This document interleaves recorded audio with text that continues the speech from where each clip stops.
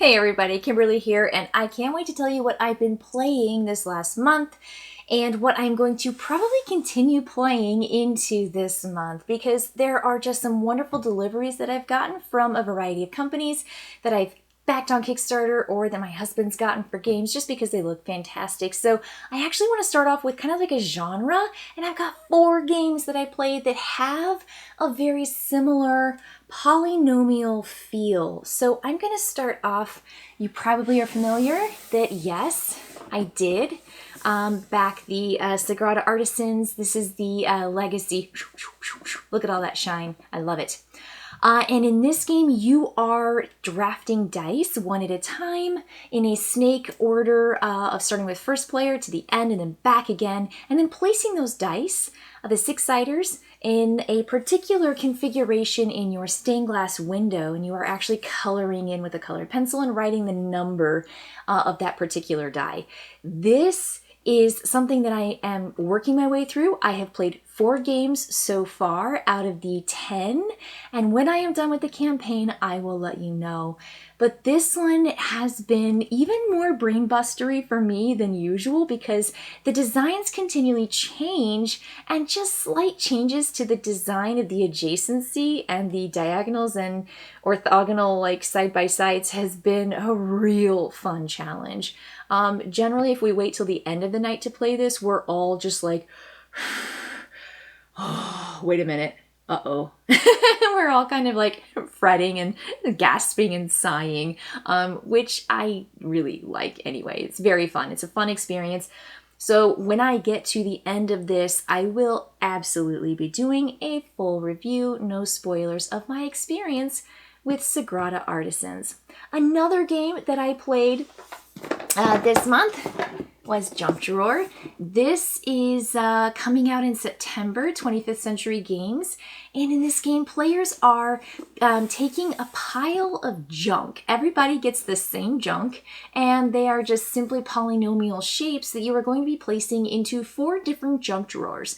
And the key to this game is making sure that when you take, we flip over whatever junk is first, and 4 cards that are face down. You flip the first one over, and everyone looks at that, and they're like, uh-oh, the earbuds, the phone, the ear cords. And you've got to place it in one of your 4 drawers. When you flip the next junk over, you have to put that junk in one of the remaining 3 drawers. You can't put it in the one you just put it in. And so every round is you playing 4 junks into one of each of the 4 drawers. And that restriction alone is just really cool because you don't know what's coming up and you're kind of hedging your bets, and you're like, well, if I put this one here, then hopefully I'll have a chance next round to place another something in that space, but you can't do it until it's the next round. And everyone is trying to score based on these objectives that are easy, medium, and hard. I have a whole review coming out for this soon, and it may already be out when this comes out, but this game has some real fun replayability and challenge to it. Next, I am playing Vistaprint. I got this as part of a collection with Point City and Deep Dive. This is a Flat Out Games AEG release, and I got it as a bundle because I played this at Gen Con last year and just loved it. Loved it. Now, if players are not wanting a timed polynomial challenge to fit into spaces, I would give them Junk Drawer. I mean, honestly, these are really interesting games that take I would say about the same amount of time. This says 15 to 30 minutes. This says 20 minutes. And this has, rounds until you fill up your junk drawers. And this has 3 rounds of filling up a newspaper with different kinds of advertisements and photographs and stories that are positive or negative stories that fill in your newspaper front page. And so you do a Friday, a Saturday, and a Sunday newspaper in Fit to Print. And there are even advanced plays here that you get to have as like breaking news stories and specialty character cards that might adjust the way you play. I'm also going to have something released with this, a little bit more details. And then the last polynomial, I actually got a whole package from All Play Games that had 4 games in it. This one, they're all this little square box too. This one's called Mindspace, and you're drawing with colored dry erase markers into your brain space. It's like a little cube, and there are all these different squares in between, and there are dice that are rolled that match these polyomino cards, and you just all draw in there. So it's a simultaneous play, and you're filling in your brain, but you can't put the same color next to another color. And just like in Junk Drawer, there are goals or objectives for doing different things, and every game is going to be slightly different. And I found Mindspace as a 30-minute game. It's 1 to 5 players to be really, really satisfying and super easy to share and to play. I love the simultaneous play, simultaneous play, simultaneous play. Not simultaneous play, but these 4 games, maybe I just have this shape thing. I have a polynomial, timed, lots of colors, lots of really cool shapes, and then in this case, it's just that expansion, that kind of development of Sagrada, which you're not necessarily polyominoes, but you are putting colors adjacent to other colors, and in a way, creating a very visual design. So of these 4, which one am I just like raring to play again? I have to say it's Sagrada Artisans, but that's probably because I'm in a legacy campaign of it right now. I would say the game that demands more attention is Fit to Print. I've played this several times now as a full game. I didn't play a full game at Gen Con last year, and a full game might have broken me. This game is challenging to me. I find it to be 4 minutes as the normal play to be very, very challenging. The game I want to share the most with entry-level gamers, Junk Drawer. I think this is fantastic for casual gamers. And I think it just has so much replayability with easy, medium, and hard. And I think Mindspace is actually incredibly shareable too with 1 to 5, and everyone loves using colors and not just a black dry erase marker. So that's the order I'm going to play them in. Want to play, want to share. So the other 3 games that came in a box set together are Sail, Chomp, and Couture. And I have to say, these 4 games, along with Mindspace, are so fun and dynamic. I have to shout out to Dave, who's in my GameSpace Learning Alliance group for educators who use games in the classroom, because he's the one who tipped me off on these for Kickstarter, and I just couldn't be happier because they have a variety of game size. So you have 1 player to 4, 3 to 6, 2 players only, and then 1 to 5. And it's like you've got just this nice range, and all the games take 20 minutes to play, and they all come in this tiny box, and they're really challenging. Mindspace is fun. I want to play it again. Sail is a cooperative trick-taking 2-player game. I mean, this is perfect. It's perfect for me and Lewis. And Chomp is this really, really cool dinosaur game that I have read the rules for, haven't had a chance to play yet, so I'll tell you more about Chomp later. And then Couture is a 3 to 6 player, read the rules, love the artwork, love the design, love the theme with these designer clothes. But 3 to 6 is a little bit harder for me to get on the table because I can't just, play really quickly with Lewis. And so it makes it a little harder for me to get out on the table. But these games, along with that 4th game with Mindspace, just couldn't be happier. This, a lot more complex in this little tiny box packed in there. Very, very replayable. And then part of that Fit to Print trio that I got delivered, Point City and Deep Dive. Deep Dive is fun. It has that, like, you're on the you're shouting and you're like, oh, and you're flipping, and then when people get, their little penguins chomped on by the sharks, you're like, ah, and everyone just kind of like, shouts and hollers, and it's kind of fun.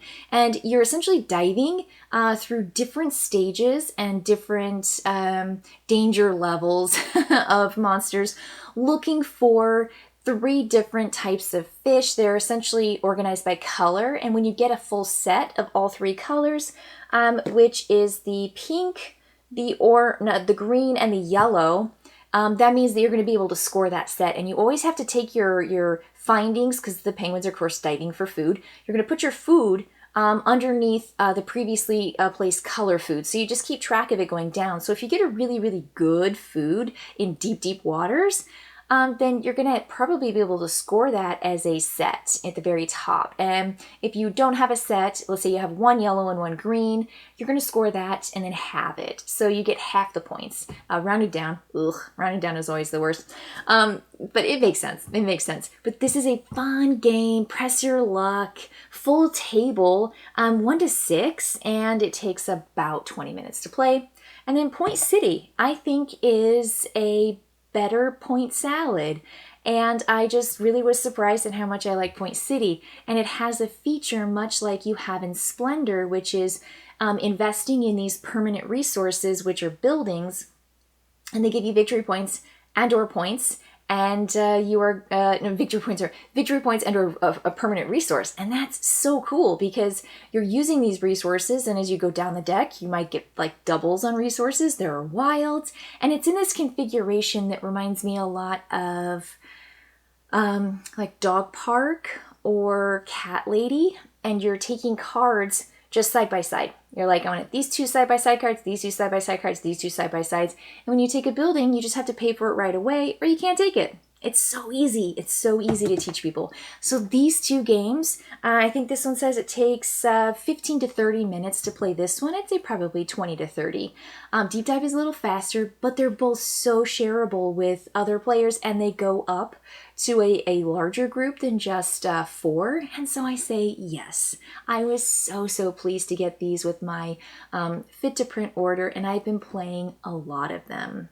As you might know, I love Terraforming Mars. I love all things Terraforming Mars, and I did a whole video recently on my Terraforming Mars, the card game, and all the different expansions that come with the brand new expansion that came out, including Crisis, the really intense cooperative version of the card game. And so we got Terraforming Mars, the dice game, roll Mars to life, and I was like, so excited. I mean, rolling dice, I'm a fan of. And I just love this game. So this is an even shorter game. So you've got now under an hour, you can terraform Mars with all the same parameters of building your oceans, raising the temperature, and raising the oxygen level. When 2 of those are triggered, that's going to end the game, and players are going for particular objectives or goals. There are 2 different things that you can score that will give you end game victory points, and you got teeny tiny little cards that you're building with the dice.